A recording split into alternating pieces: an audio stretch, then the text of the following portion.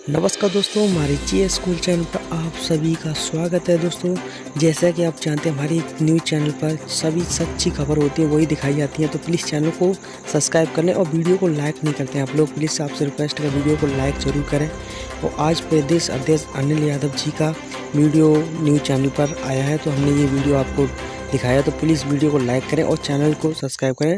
Video share ज़रूर करें अपने दोस्तों के साथ ज़्यादा से ज़्यादा। नमस्कार मित्रों, थोड़ी तकनीकी दिक्कत की वजह से आपके सामने आने में दिक्कत हुई, थोड़ी देर हुई, इसके लिए क्षमा प्रार्थी हूँ। और मैं आज, आप जैसा जानते हैं कि आज मैं बात करने वाला हूँ शिक्षा मित्रों की समस्याओं के बारे में, शिक्षा मित्रों की मुश्किलों के बारे में, शिक्षा मित्रों की तकलीफ के बारे में और शिक्षा मित्रों के संघर्ष के बारे में।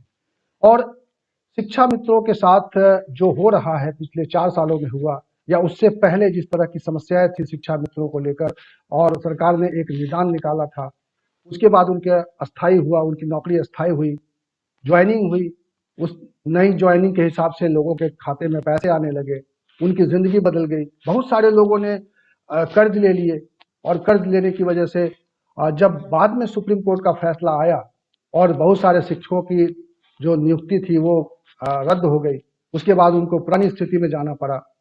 जो पहले पैसे मिलते थे उस पैसे में उनको काम करने की मजबूरी उनके सामने आ गई। तो शिक्षा मित्रों की समस्याओं का अंत नहीं दिखाई दे रहा है। शुरू से अब तक इतने संघर्ष के बावजूद प्राथमिक शिक्षा अगर देखा जाए तो प्राथमिक शिक्षा शिक्षा मित्रों के सहारे ही, या कहिए कि उनके योगदान के बगैर पूरा नहीं हो पा रहा है। और सर्व शिक्षा का ये अभियान, जिसमें शिक्षा मित्र सबसे ज्यादा योगदान कर रहे हैं, सबसे ज्यादा अहम भूमिका निभा रहे हैं। और इसीलिए मेरी चिंता सिर्फ शिक्षा मित्रों की समस्याओं को लेकर नहीं है।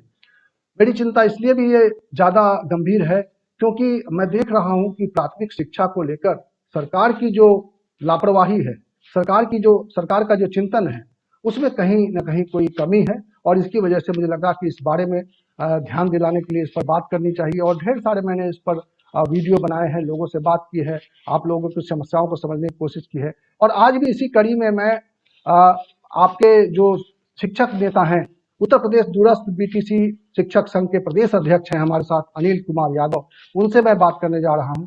अनिल जी, आपका बहुत बहुत स्वागत है हमारे कार्यक्रम में।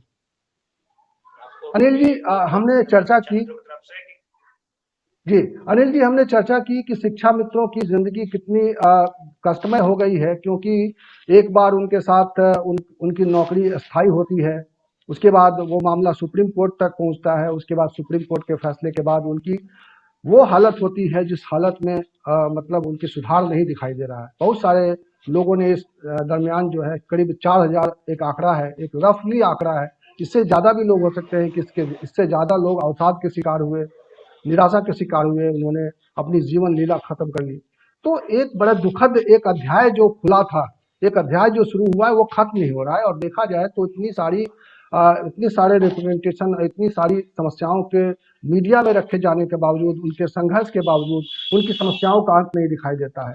क्या लगता है आपको, एक शिक्षक नेता के तौर पे, क्या आपको लगता है कि किसका निदान कब तक, क्या निदान इसका हो सकता है? देखिए, शिक्षा मित्रों की योजना 1999 में लागू की और हम लोग एक बांध भर के और काफी शिक्षा व्यवस्था गुणवत्ता को आगे बढ़ाए और हमेशा संघर्ष किया और प्राथमिक शिक्षा को ऊंचाइयों को ले गए। उसी दरमियान हम लोग का प्रशिक्षण हुआ। हम लोग की आशा थी कि हम लोग जितने मेहनत करेंगे उससे आगे हम लोग बढ़ेंगे और आगे भी बढ़े। प्रशिक्षण हुआ, हम लोग अध्यापक बने। कोर्ट में, हाई कोर्ट में हमारा समायोजन रद्द कर दिया किसी कामियों को देखते हुए, और सुप्रीम कोर्ट में मामला गया और सुप्रीम कोर्ट में सरकार द्वारा ढिलाई बढ़ती गई। जो वर्तमान सरकार है उसमें सही से उसका पैरवी नहीं किया गया, जिसका खामियाजा ये हुआ कि शिक्षा मित्रों का समायोजन निरस्त हुआ। आज शिक्षा मित्र रोड पे हैं। शिक्षा मित्रों की हालात ये हो गई है कि आज की डेट में यह वो नौकरी छोड़ना भी नहीं चाह रहा है, छोड़ दे तो छोड़ भी नहीं सकता है, कर भी नहीं सकता है। आज वह 10,000 रुपए में अपना जीवन यापन करने के लिए मजबूर है। वो उसे बंधुआ मजदूरों की तरह व्यवहार किया जा रहा है। जो प्रशासन है, शासन है, वह दिन में तो स्कूल जाता है, शाम को कई जगह आपने देखा होगा मीडिया और तमाम पेपर चैनलों में कि वो शाम को मजदूरी, रिक्शा आज का कार्य करके भी अपने परिवार का भरण पोषण कर रहा है। हम लोग को काफी उम्मीद थी, भाजपा सरकार बनी थी तो डबल इंजन की सरकार है, तो तमाम हम लोग के रैलियों, उनकी रैलियों में ये ऐलान किया गया प्रधानमंत्री जी द्वारा मुख्यमंत्री द्वारा, माननीय उस समय तत्कालीन प्रदेश अध्यक्ष राष्ट्रीय अध्यक्ष जो इस समय गृह मंत्री हैं, उन्होंने भी कहा था, संकल्प पत्र में भी आया था, और कि हम सरकार बनते ही 100 दिन के अंदर शिक्षा मित्रों की समस्याओं का समाधान करेंगे। लेकिन आपके सामने है कि 100 दिन का 4 साल हो गए और शिक्षा मित्र मात्र 10,000 रुपए पर अपनी जिंदगी का गुजारा बसर करने के लिए मजबूर है। वो अपने बच्चों को सही से शिक्षा नहीं दे पा रहा है, कापी किताब नहीं खरीद पा रहा है, वह अपने माता पिता के यहाँ तक कि वो दवा, बड़ी गंभीर बीमारी हो गई है तो दवा भी नहीं करा पा रहा है। यह स्थिति हो गई है।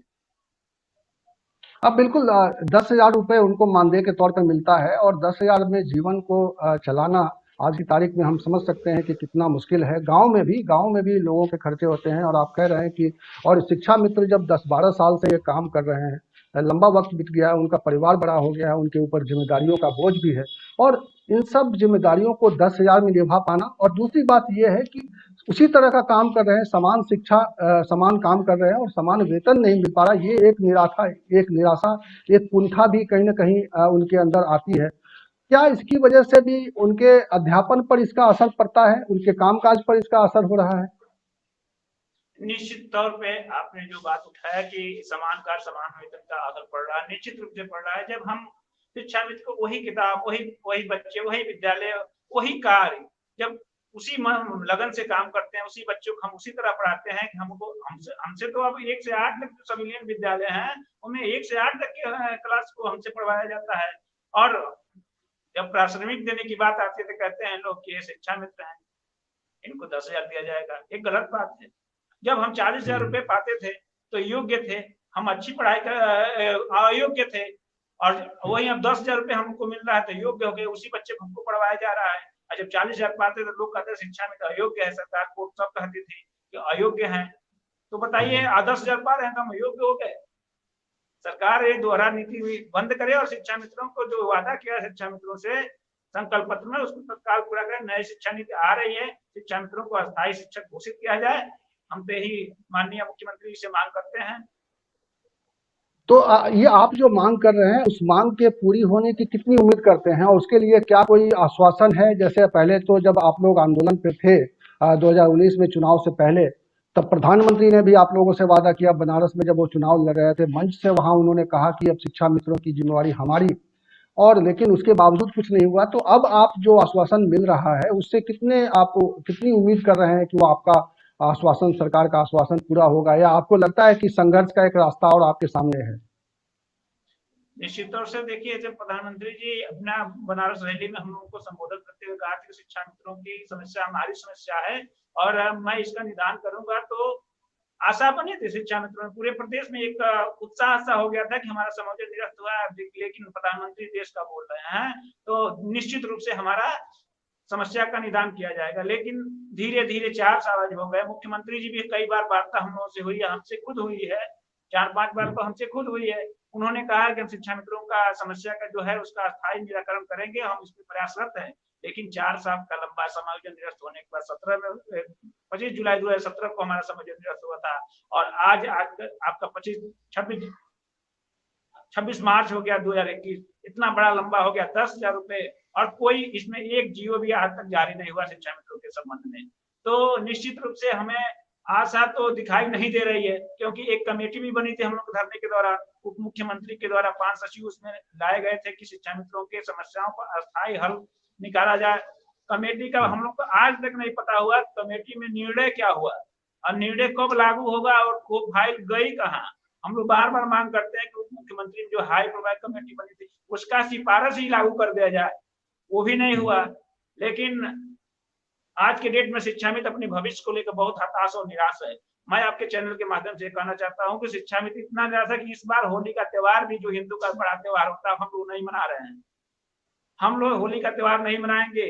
और आगे अभी आपने जो चुनाव आ रहे हैं, पंचायत चुनाव जो आ रहे हैं, उसमें हेलो, हाँ, उसमें आप कह रहे हैं कि उसमें पंचायत चुनाव में आप कह रहे हैं कि आप भागीदारी नहीं करेंगे, लेकिन नहीं, हम तो लिखित रूप से सरकार से हम देंगे कि भाई, चुनाव आयोग को देंगे कि भाई हमें जब आप केवल शिक्षण कार्य के लिए 10,000 रुपए देते हो तो कहाँ कहाँ यूज करोगे, पल्स पोलियो करोगे, कोई भी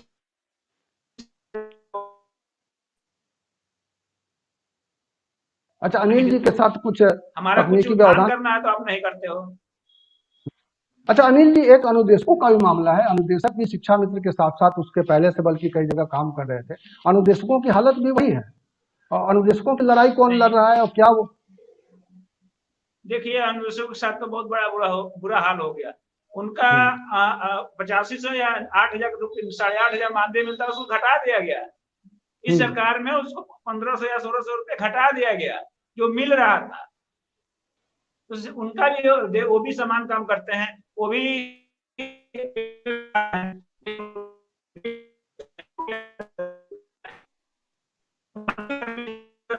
अनिल जी जो कह रहे हैं, अनिल जी जो कह रहे हैं वो शायद नेटवर्क की प्रॉब्लम की वजह से आप तक नहीं पहुंच पा रहा है। अनिल जी शायद ये कह रहे हैं कि उनका वेतनमान भी, जो उनका मानदेय है, वेतन तो मिलता नहीं है अनुदेशकों को, उनका वेतन, उनका मानदेय जो है, उनका मानदेय भी घटा दिया गया है। और ये एक विचित्र तरह की समस्या है, किसी व्यक्ति के जीवन में उसका मेरी अपनी अधिक बात को वेतन रिपीट मिलने करेंगे, लगे। आवाज नहीं। हाँ, मैं वही कह रहा था कि अनुदेशक के बारे में हम लोग चर्चा कर रहे थे अनिल जी। अनुदेशकों की जो डिमांड है कि उनकी, एक तो उनको शिक्षा मित्रों से भी कम मानदेय मिलता है, और उनकी समस्याओं का, उनकी हाँ, समस्याएं उससे भी ज्यादा विकट है। उनकी लड़ाई कौन लड़ रहा है? ये शिक्षा मित्रों का संगठन ही उनकी लड़ाई लड़ता है, आप ही लोग लड़ते हैं, या उन्होंने कोई अलग संगठन बना रखा नहीं, है? कैसे उनकी लड़ाई? नहीं, हम लोग भी उनकी समस्या को उठाते हैं। और उनका एक संगठन खुद है, अनुशिक्षक वेलफेयर एसोसिएशन, वो भी अपना प्रयास कर रहे हैं। लेकिन अभी उनको कुछ सफलता नहीं मिली है, और हम लोगों को भी कोई सफलता नहीं मिली है। अभी हम लोग भी तो लड़ ही रहे हैं सरकार से, मांग कर रहे हैं, लेकिन सरकार सुने तो ना, उनके कान तक आवाज जाए तब ना। क्या जी। किया जाए? अच्छा। आज अच्छा शिक्षा अनिल जी, मित्र एक। प्रतिदिन, नहीं, प्रतिदिन 1-2 शिक्षा मित्र मर रहे हैं, लेकिन आज प्रदेश के या देश के कोई सांसद विधायक इस बात को नहीं उठाता है कि शिक्षा मित्रों की जान जा रही है, इस पर उनको कुछ मिलना है। एक संतावना तक मुख्यमंत्री आज तक नहीं दिए। माननीय बेसिक शिक्षा मंत्री जब बने थे तो हम लोग को बहुत आसान था कि एक युवा, एक होनहार, एक शिक्षक मुख्यमंत्री बना, शिक्षक